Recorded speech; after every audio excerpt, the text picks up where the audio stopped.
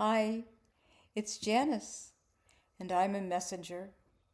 Recently, I promised you a follow-up video about the link between my name and The Killing Fields, the movie. My full name is Janice Laughing Bear Blumey, and today I want to tell you where the laughing part comes from. Stick with me, because this isn't just a story about my name. It's the foundation of a life shaped by a concept my language doesn't even have a word for. The closest we've got is fun, but honestly, fun is trivial in comparison. You see, since I'm called to be a messenger, I read your posts and your comments with one question in mind. What message do you need today? And I think this story contains a teaching many of us are yearning for. Some will hear it for the first time. Others will feel a memory awaken. It was around 1989. I was attending a weekend seminar. About 200 of us gathered for the second half of a transformational course. We watched two movie clips. The first was Wax On, Wax Off from The Karate Kid, a reminder to trust the process, even when it doesn't make sense. The second was from a one-man show by Spalding Gray, who had a supporting role in The Killing Fields. Much of the film was shot in Thailand, and Spalding was deeply struck by the indigenous Thai philosophy he encountered there. He spoke of a concept he called Sanuk. I've never found another reference to it, but Spalding said it meant something like fun, but not our Western version. To the Thai people, Sanuk was the most sacred value in life. The reason to do anything. They didn't separate joy from work. They infused everything with it. If something wasn't Sanuk, they didn't bother doing it.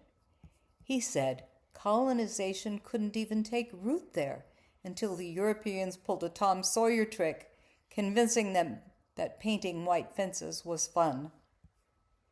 At this point in the course, we each were asked to stand before the group and declare ourselves as a possibility.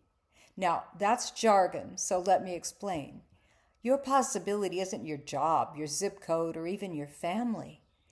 It's the radiant idea that lives at the core of your being, the dream that lights you up and makes life worth living.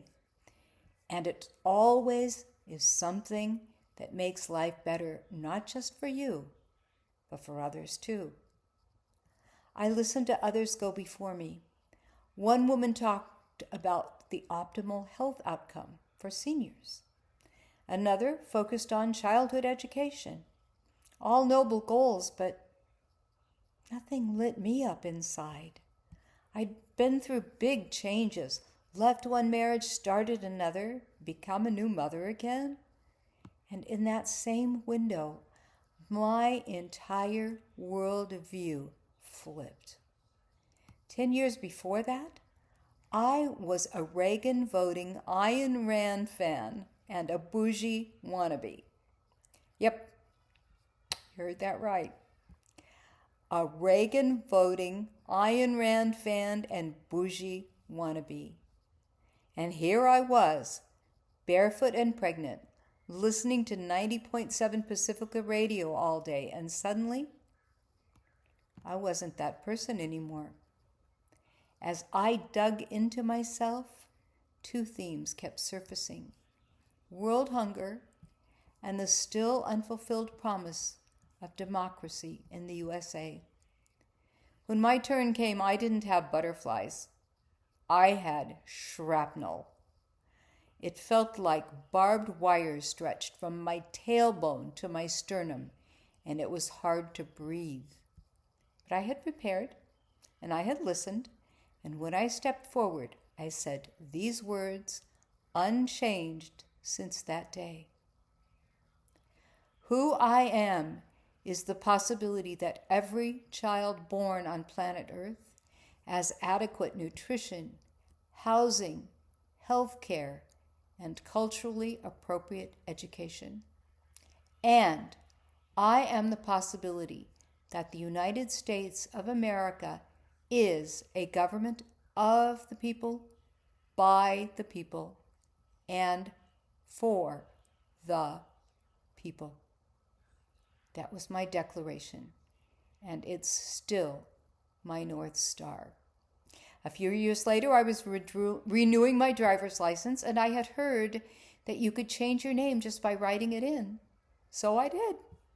Janus, Janus, after the Roman god of transitions, whose face looks both forward and back.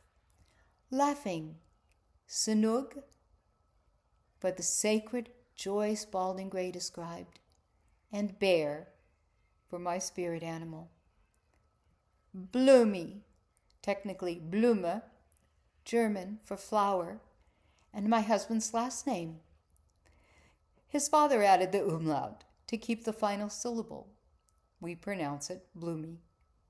So that's it. For the last 6 years, I've walked a path guided by a star that leads to something beyond mere fun. It's a life engaged with sacred joy, a kind of epic poetry where I get to be the rainbow warrior princess star of my own narrative. And you? You're the hero of your own story.